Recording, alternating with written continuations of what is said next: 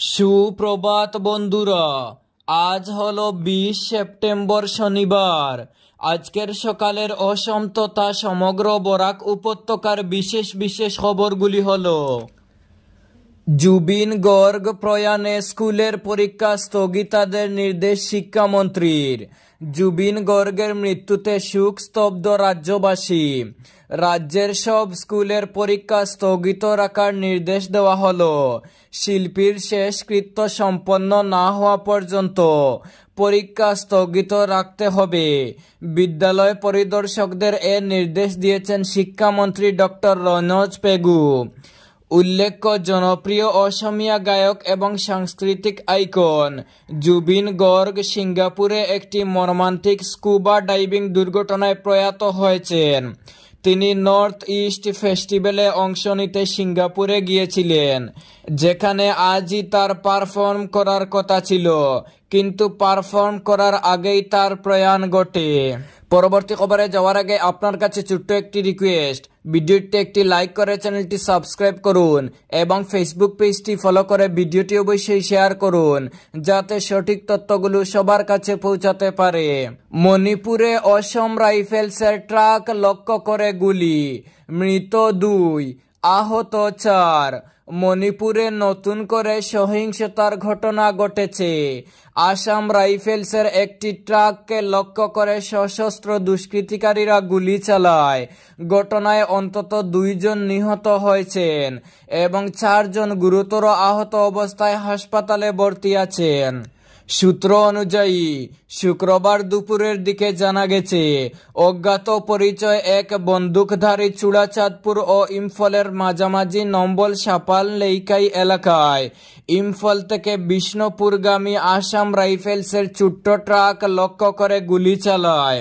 মণিপুরের পাহাড়ি এলাকায় টহলরত অবস্থায় আসাম রাইফেলসের ট্রাকটিকে লক্ষ্য করে হামলা চালানো হয়। আকস্মিক গুলিবর্ষণে ট্রাকে থাকা জওয়ানরা হতভম্ব হয়ে পড়েন।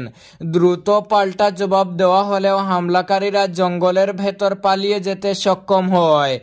আহত জওয়ানদের স্থানীয় হাসপাতালে নিয়ে যাওয়া হয়েছে এবং তাদের মধ্যে কয়েকজনের অবস্থা আশঙ্কাজনক বলে জানা গেছে।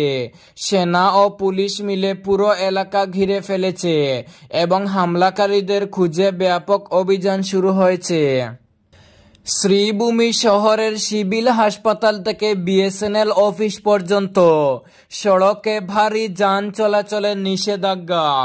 অবিরাম বৃষ্টির ফলে শ্রীভূমি শহরের সিভিল হাসপাতাল থেকে বিএসএনএল অফিস পর্যন্ত নটিয়াখালের উপরের সড়ক ক্ষতিগ্রস্ত হয়। সড়কের ওই অংশে আজ পর্যন্ত সব ধরনের ভারী যান চলাচল বন্ধ থাকবে বলে শ্রীভূমি নর্থ ও শ্রীভূমি সাউথ টেরিটোরিয়াল রুট ডিভিশনের নির্বাহী বস্তুকার এক বিজ্ঞপ্তিযোগে জানিয়েছেন। এতে ওই সড়ক মেরামতির কাজ চলছে, তাই সিভিল হাসপাতালের দিক থেকে আসা সব ধরনের যানবাহন পাবলিক স্কুল সড়ক এবং সুভাষনগর ও শিববাড়ি রুট দিয়ে আসা যানবাহনকে বনমালী রুট হয়ে চলাচল করতে পরামর্শ দেওয়া হয়েছে। বাঁশকান্দি থেকে গ্রেফতার আরও এক ভুয়ো চিকিৎসক। কাছাড় জেলা জুড়ে ভুয়ো ডাক্তারের বিরুদ্ধে পুলিশের অভিযান অব্যাহত। এবার বাঁশকান্দি বাজার থেকে গ্রেফতার করা হলো আরেকজন ভুয়ো ডাক্তার। নাম শাহিদুল হোসেন লস্কর, বয়স 51 বছর, বাড়ি বাঁশকান্দি বাজারে। বৃহস্পতিবার রাতে ঘর থেকেই তাকে গ্রেফতার করেছে বাঁশকান্দি পুলিশ। শুক্রবার তাকে শিলচরে নিয়ে যাওয়া হয়েছে। নিজেকে এমবিবিএস দাবি করে চিকিৎসা করার অভিযোগ রয়েছে তার বিরুদ্ধে। বাঁশকান্দি বাজারে রুহি মেডিকেল হল নামে একটি ফার্মাসি রয়েছে শাহিদুলের। কয়েক বছর আগে ফুলের তল ও পয়লাপুলে 2টি ফার্মাসিতে রোগী দেখতেন শাহিদুল। বিগত প্রায় 4 বছর থেকে বাঁশকান্দি বাজারে ফার্মাসি খুলে ঔষধের ব্যবসা চালিয়ে যাচ্ছেন তিনি। এবার তাকে ভুয়ো ডাক্তারের অভিযোগে গ্রেফতার করেছে পুলিশ। দেশ ছাড়ার জন্য প্রস্তুতি নিন, রাহুলকে হুঁশিয়ারি নিশিকান্তের। কংগ্রেস সাংসদ রাহুল গান্ধীকে এবার পাল্টা দিলেন আরও এক বিজেপি সাংসদ। সোনিয়া পুত্রকে এবার তার টুইট নিয়ে এক হাত নিলেন গেরুয়া শিবিরের অন্যতম প্রভাবশালী সাংসদ নিশিকান্ত দুবে।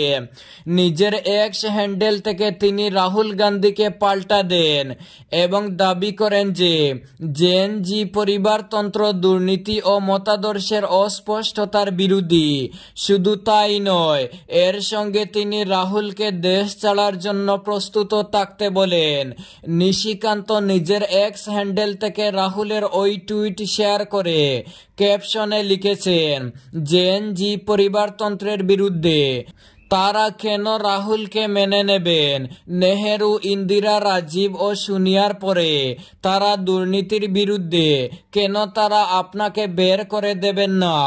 এরপরই বিজেপি সাংসদ হুঁশিয়ারি দেন যে রাহুল গান্ধী দেশ ছাড়ার জন্য প্রস্তুতি নিক যদি জেএনজি বিপ্লব করে।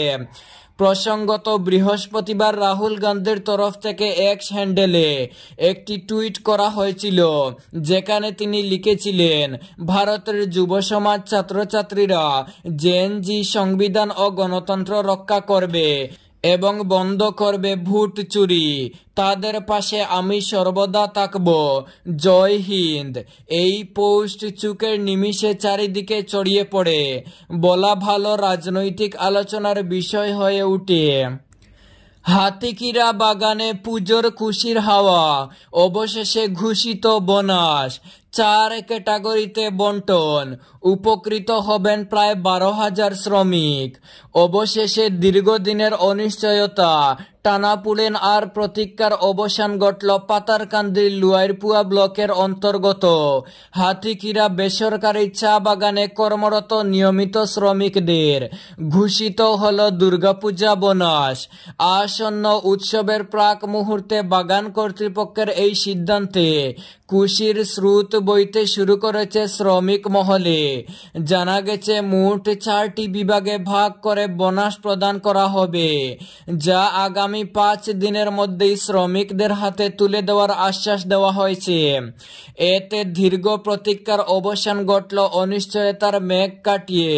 হাতিকিরা চা বাগানের প্রায় 1200 শ্রমিকের মুখে ফুটল স্বস্তির হাসি। দুর্গাপূজা বোনাস ঘোষণার সিদ্ধান্ত নিল বাগান কর্তৃপক্ষ। প্রাপ্ত খবরে প্রকাশ, সাম্প্রতিক এক বৈঠকে হাতিকিরা চা বাগান কর্তৃপক্ষ এবং 4টি ডিভিশনের বাগান পঞ্চায়েত কর্মকর্তাদের মধ্যে দীর্ঘ আলোচনার পর এবছর বোনাস প্রদানের সিদ্ধান্ত নেওয়া হয়।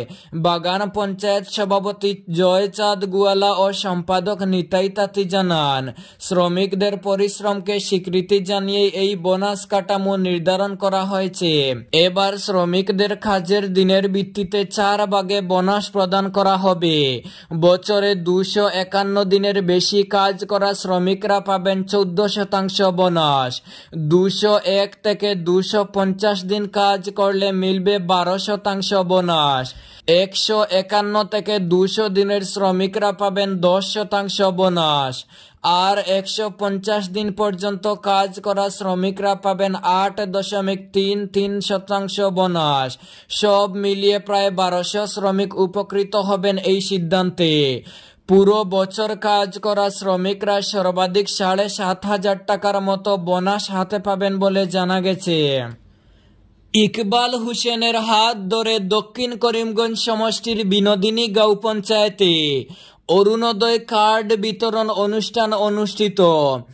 গতকাল দক্ষিণ করিমগঞ্জ সমষ্টির অন্তর্গত বিনোদিনী গাঁও পঞ্চায়েতে এক বিশেষ অরুণোদয় কার্ড বিতরণী অনুষ্ঠান আয়োজিত হয়।